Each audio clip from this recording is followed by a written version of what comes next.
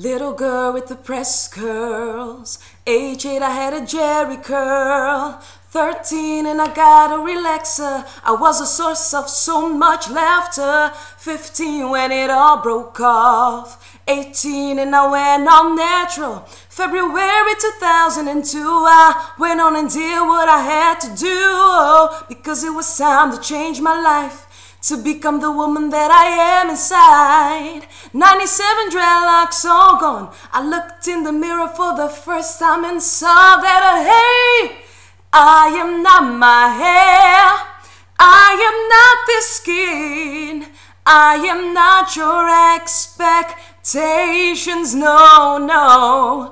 I am not my hair, I am not this skin, I am the soul that lives within.